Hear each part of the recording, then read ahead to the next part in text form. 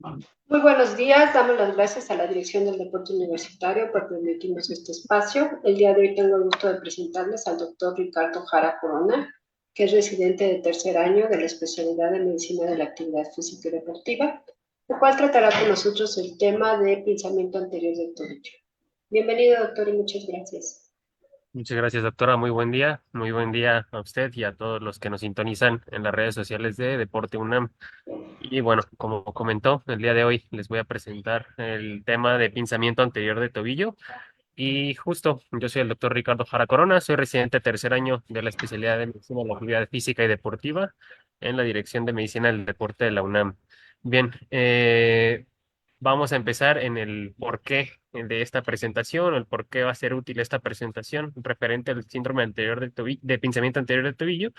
Y bueno, es para determinar un probable origen de un dolor crónico de tobillo. Generalmente las personas tienen mayor conocimiento de los esguinces de tobillo y asocian un dolor de tobillo presente a que se presente esta patología como esguince, pero la mayoría de las ocasiones no es así y vamos a ver cuáles son los datos clínicos que nos orientan hacia sospechar una lesión con un síndrome de pinzamiento anterior de tobillo.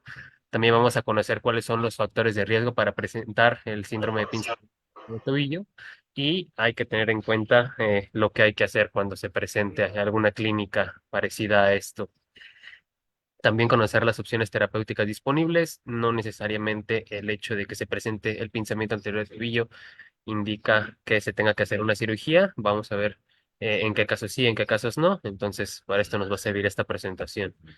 Bien, vamos a ver desde lo principal o lo básico, que es la anatomía, el cómo se genera este pinzamiento anterior de tobillo, en quiénes se presenta más, cuáles son los factores de riesgo, qué estudios se hacen para tener la certeza diagnóstica y las opciones terapéuticas. Y pues dentro de lo mismo la prevención para que se trate de limitar la presencia de esta patología. Empezando con la presencia o la anatomía del pinzamiento anterior de tobillo, hay que considerar que está presente en una articulación muy particular, que es la articulación tibiotalar y la articulación fibulotalar. Es prácticamente la articulación que le da la movilidad hacia adelante y hacia atrás a nuestro tobillo. Muy bien. Aquí va a haber unas estructuras blandas, ahorita las vamos a ver, pero anatómicamente vamos a catalogar el síndrome de pinzamiento anterior de tobillo según su región, como anterior propiamente, que sería la parte central de nuestro pie, la parte lateral, que sería la parte de afuera del pie, y la parte medial, que sería la parte de adentro del pie. En cada una de estas o en estas pequeñas zonas, en estas pequeñas secciones, se van a generar eh, cositas que pueden desencadenar la clínica del síndrome de pinzamiento anterior de tobillo. Bien. Ahora, les comentaba, esto es por la parte de los huesos. ¿Qué es lo que le va a dar estabilidad a nuestros huesos cuando hagamos algún movimiento locomotor? Son los ligamentos. Ligamentos importantes que están de la parte lateral o la parte de afuera de nuestro pie son el ligamento fíbulo-talar anterior y el ligamento fíbulo-tibial anterior. Son dos. Estas dos liguitas son muy importantes para mantener eh, la correcta función de los huesos cuando se hace el movimiento de flexión dorsal y de flexión plantar, cuando se hace el movimiento del tobillo al caminar, por ejemplo. Entonces, si hay alguna lesión en alguna de estas, su función va a irse mermando, y como si fuese una cadena, si daña ahí, va a dañar estructuras que estén alrededor de esta, porque si una pieza falla, el resto del relojito va a empezar a fallar y es lo que nos va a generar lo del pinzamiento anterior de tobillo. Tenerlo muy en cuenta en esta región lateral. En la parte interna o en la parte medial del pie hay otro ligamento muy importante a tener en cuenta, que es el ligamento deltoideo o ese ligamento medial. Este ligamento es muy fuerte y le da mucha estabilidad a nuestro tobillo en esta región. Tiene cuatro banditas, cuatro liguitas que salen de donde mismo. Es una porción que va hacia la parte de atrás, a un huesito que se llama de la tibia, perdón, hacia al astrágalo, al talus. La otra sería de la tibia hacia el hueso calcáneo, que es un hueso que está más abajito, que es el que nos da el soporte o es la base de todo el apoyo de nuestro cuerpo.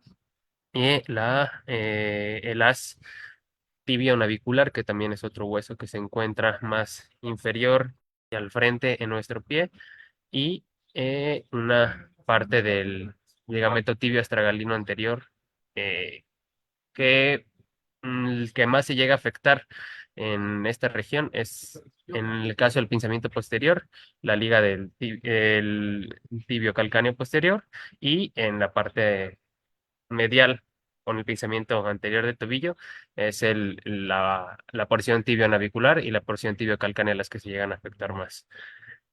Ahora, dentro de lo mismo, eh, de esta congruencia de la función de los huesos, tiene que haber otras estructuras aparte de los ligamentos. Está la cápsula articular, la membrana sinovial y el cartílago articular. Es una articulación sinovial, la articulación del tobillo. Entonces, en la parte más interna existirá un cartílago que va a cubrir al huesito, y este, pues, es importante para la distribución de las cargas cuando hacemos alguna actividad, al correr, al trotar, al caminar, etcétera, al brincar. La cápsula articular y la membrana sinovial serán estabilizadores de la articulación, y también proveerán funciones de nutrición hacia los huesos o hacia los propios tejidos que están en esta articulación.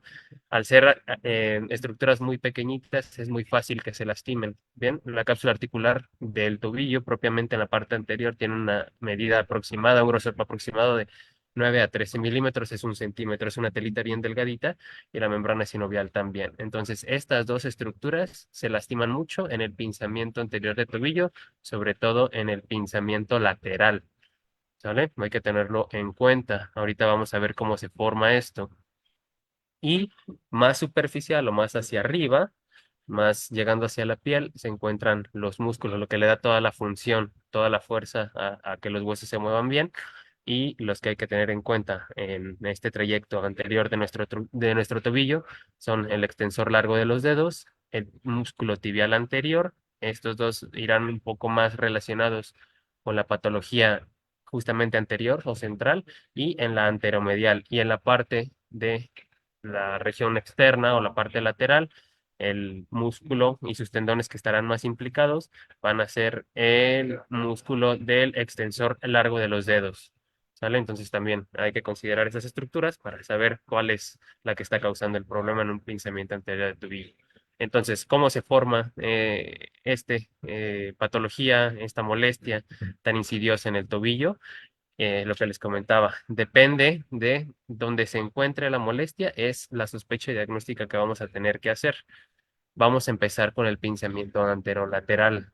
Muy bien, como veíamos, es la parte externa del tobillo. Esto es lo que más ocurre cuando hay algún esguince o alguna lesión que se genera por la inversión del pie. Es de los más comunes que existen, y bueno, a grandes rasgos, cuando ocurren más de 2 o 3 esguinces, se generará una inestabilidad crónica en el tobillo, y también estos esguinces subsecuentes a la larga generarán microtraumas repetitivos, ya sea en las estructuras óseas o en los ligamentos. Sobre todo en los ligamentos, cuando se están lastimando una vez, se vuelve a generar tejido fibroso, se lastiman otra vez, se genera tejido fibroso, otra vez, y ya no sigue siendo igual de fuerte. Entonces, este tejido fibroso ya no es igual de funcional y ya es más grueso. Veíamos que la cápsula es más o menos de 1 centímetro, entonces el espacio entre esas estructuras es pequeñito, se forma esa fibrosis y empieza a molestar, y empieza a molestar, y es un círculo vicioso, ¿sale? Entonces, así es lo más común que se forme el pinzamiento de la región lateral. A la larga es lo que les decía, se hace esta fibrosis en estos ligamentos que se lastimaron, y se genera la fibrosis, y va a empezar a tallar y a lastimar un poquito la cápsula sinovial y la membrana sinovial. Y entonces ahí empieza el dolor crónico, puntualcito, puntualcito. Ahorita vamos a ver cómo se presenta. Y es raro que se presente algo que se llaman entesofitos, que es por la misma atracción de estas estructuras de tejidos blandos, se forma material del hueso, porque también jala la telita que cubre el hueso, se lleva algunas células y empieza a formarse hueso, pero es más raro que se forme en esta región lateral. Bien, en el pinzamiento anterior, en la parte central como tal, el mecanismo en el que se forma más la patología del pinzamiento anterior es con los golpeos continuos o con los estrés continuos, sin tener que hacer un movimiento de lado, simplemente haciendo una flexión plantar o una flexión hacia abajo de la punta del pie. Sobre todo se presentan futbolistas al patear o personas que practican karate, en personas que practican taekwondo, algún deporte que implica estar pateando de manera continua con esta parte del cuerpo y en también las bailarinas de ballet, porque justamente hacer este movimiento hace que se jale la telita, la telita, la telita, la telita y se empieza a formar el pinzamiento. Muy bien. Es justo con este mecanismo de fricción plantar, se hace la tracción igual de las estructuras de la cápsula de los ligamentos y se genera la fibrosis. Aquí sí es más común que se genere un espolón, sobre todo cuando es contactos continuos, son contactos continuos, sobre todo en los futbolistas. Es un poco más raro en ballet, pero es algo muy característico. Y la tercera región que vamos a ver es el pinzamiento anteromedial. Aquí tiene que ver un poco el mecanismo que veíamos en el pinzamiento anterolateral. Sí va a existir una inversión continua, entonces como el pie, aquí podemos ver en la imagen de este futbolista, su pie se va hacia adentro, hace una inversión forzada, pero lo que ocurre es que en esta parte de adentro, en la parte medial, están habiendo microtraumas o choques pequeñitos del hueso. Se llaman contusiones en beso. Entonces, quien tiene una inestabilidad en su tobillo tiene más predisposición a que estén chocando sus huesos, sus huesos, sus huesos. Aquí sí, cuando hay choque y choque, choque de huesos, ¿qué va a pasar? Va a formarse otro huesito aparte, otra estructura muy similar al tejido del hueso, que es la que va a generar mucho problema. Este es más difícil de tratar y se presenta en la región anteromedial. Igual ocurre la tracción capsuloligamentosa, se hace la fibrosis y al final de cuentas se forma el hueso. Es eso, la dinámica. Vamos a ver clínicamente cómo se presenta esta patología. Bien, viendo epidemiológicamente lo que les comentaba, recordar mucho que es las personas que utilizan mucho las articulaciones de su tobillo, ya sean los futbolistas o las bailarinas, porque hacen movimientos mucho más acentuados de esa articulación. Muchas veces la cápsula, los ligamentos no están adecuados a eso y empieza a haber una tracción excesiva, en el caso de las bailarinas. En el caso de los futbolistas, taekwondoines, en el caso de las personas que practican karate, es por contusiones directas y además el movimiento acentuado de la articulación. Entonces ahí está otro estrés. También se puede presentar en las personas que son corredores de larga distancia por el estrés continuo, el estrés continuo. Ahorita vamos a ver qué factores de riesgo tienen mucho que ver para que se presenten en este tipo de población. Muy bien.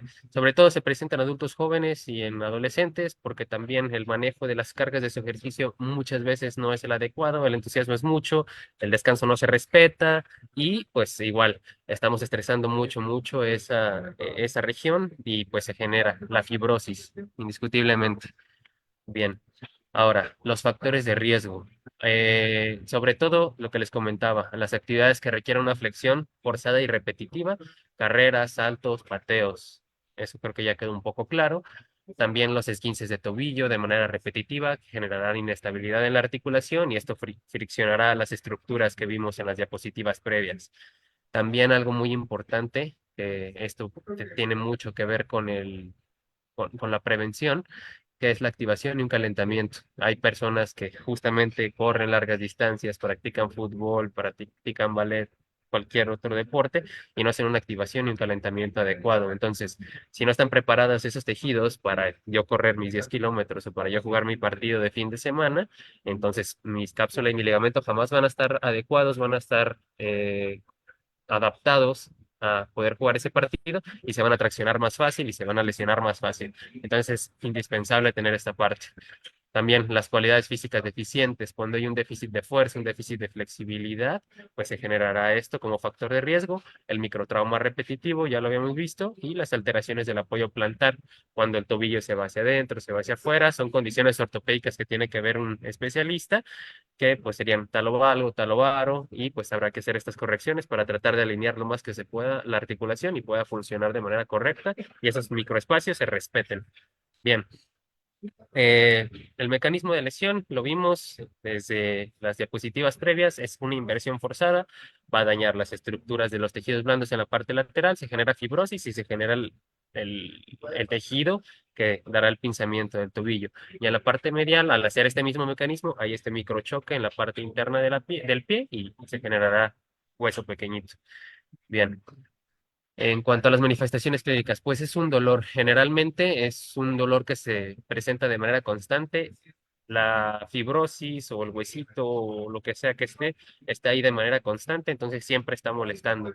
Si lo ponemos en una escala de 1 al 10, el paciente lo refiere en un dolor continuo entre un 1, un 3, un 4, molesta más o aumenta más justamente al hacer la actividad, al jugar su partido, al correr, al estar mucho tiempo de pie o al estar caminando mucho y tiende a ser muy superficial. También algo que se presenta mucho después de la actividad es la inflamación, que nos dará un poquito más de diferencia clínica para establecer si es un pinzamiento anterior de tobillo o es alguna condición más profunda como algún daño en el cartílago propiamente por impacto o por degeneración de la articulación que se llama osteoartrosis. Eso. Perfecto. Cuando es profundo, tiende a ser una enfermedad del cartílago, una enfermedad condral, y pues esto, el tratamiento y el manejo son distintos el uno del otro. Bien. Y también los rangos de movilidad van a estar limitados porque generalmente se inflama durante la actividad y al inflamarse esta articulación, esta cápsula, pues limita el movimiento y se presenta un edema o tal cual una inflamación en la parte de adelante del pie, como lo veíamos en la región de la anatomía, las diapositivas de la anatomía.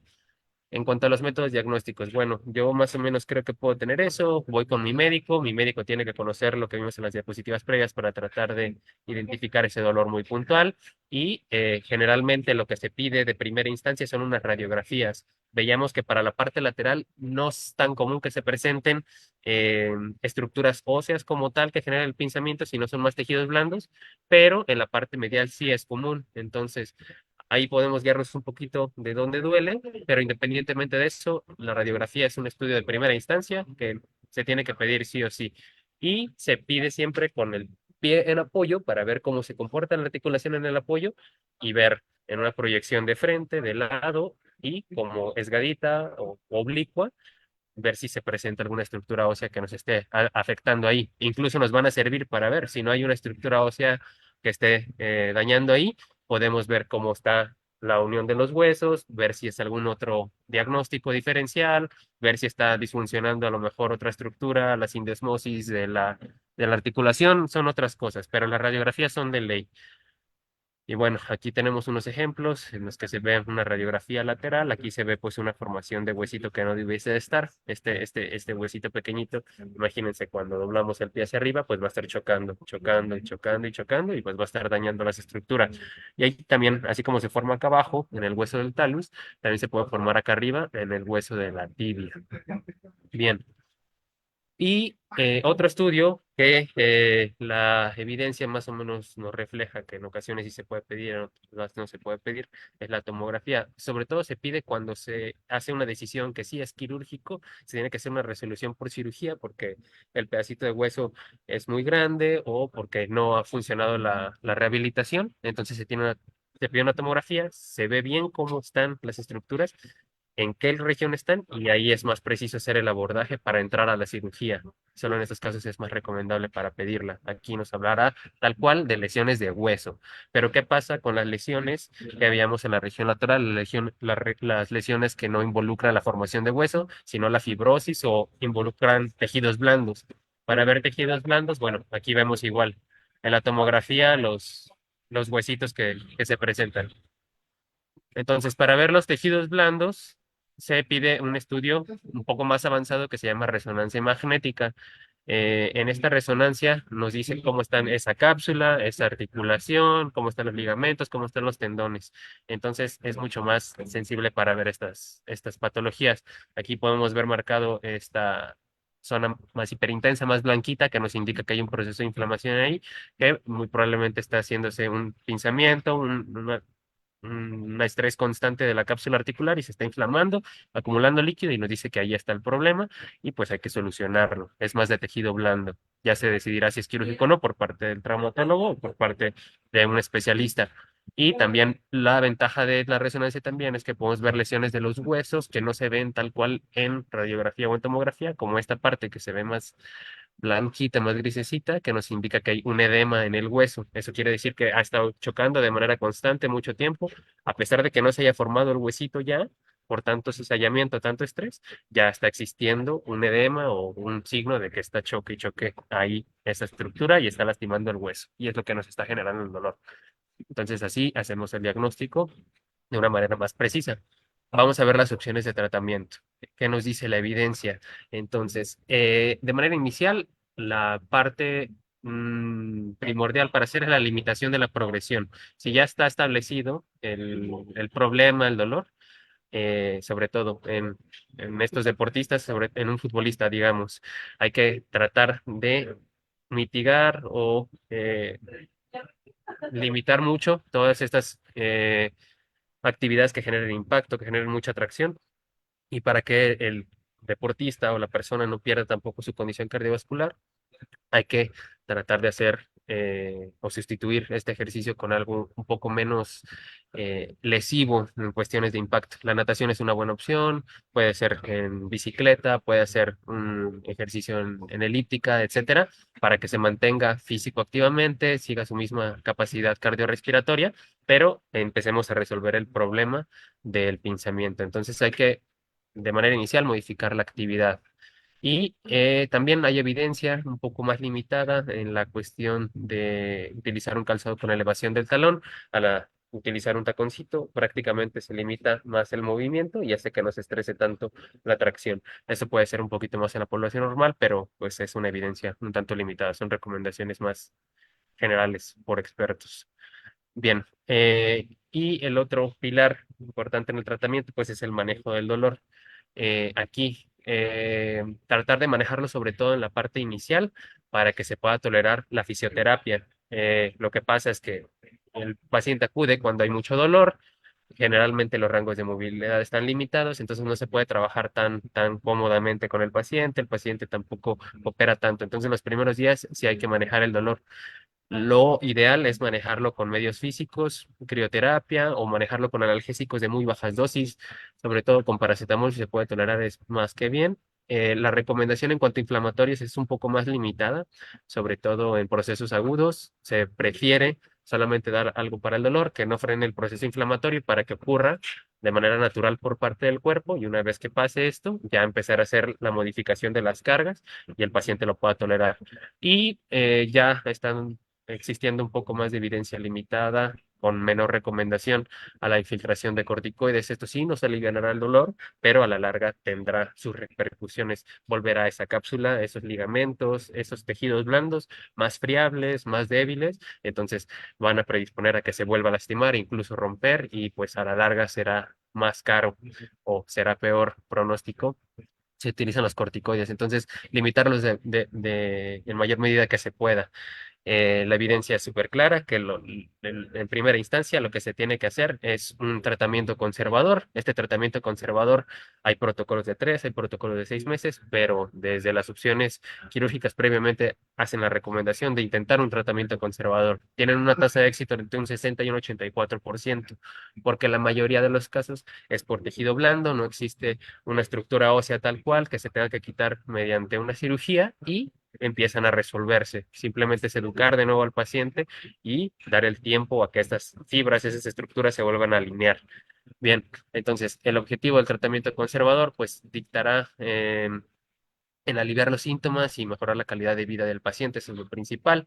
En una fase aguda, limitar el dolor y educar al paciente a que de manera continua esté haciendo sus ejercicios de movilidad, esté manejando sus actividades de impacto, sepa dosificar el ejercicio y de ahí empiece a hacer una mayor mejoría y mejore su rango de movilidad y prevenga estas tracciones excesivas en su articulación.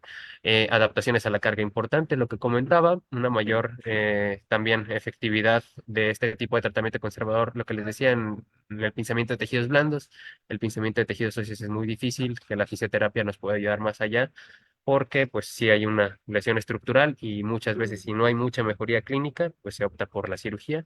Y algo muy importante, pues el control de peso. Si hay un imbalance en el peso, esto a fin de cuentas la articulación del tobillo es algo pequeñita. Si yo peso 100 kilos, van a caerle a esa articulación pequeñita los 100 kilos. Si empiezo a controlar mi peso, pues la presión que se le va a hacer a esa articulación va a ser mucho menor. Entonces es algo que también es esencial. Si hay algún descontrol del peso, también controlarlo para evitar que se siga generando esa tracción y esa compresión excesiva en la región del anterior del tobillo.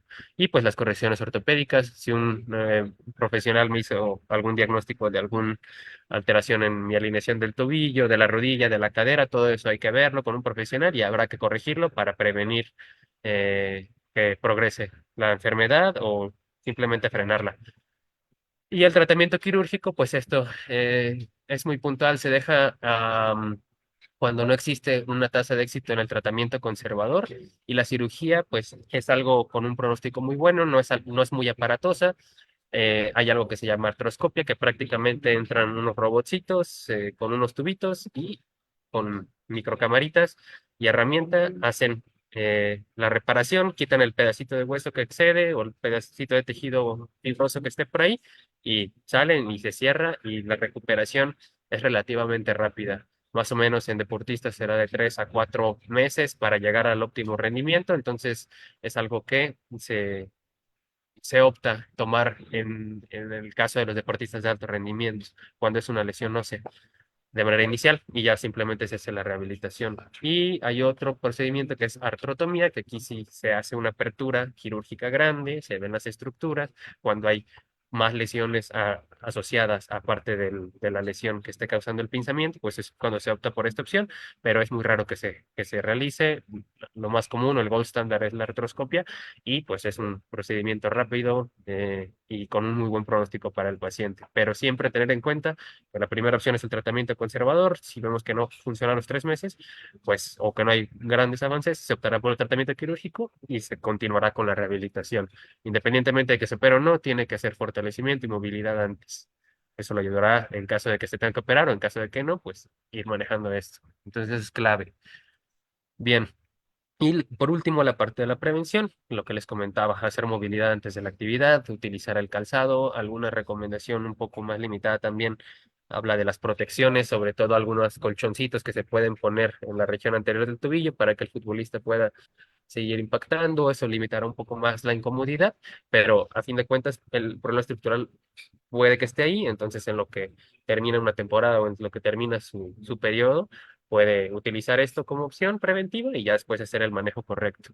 También hacer las correcciones biomecánicas que vimos en las diapositivas previas, si te tienen que utilizar plantillas o alguna corrección al momento de correr, se tiene que hacer, y el manejo adecuado de las cargas de entrenamiento.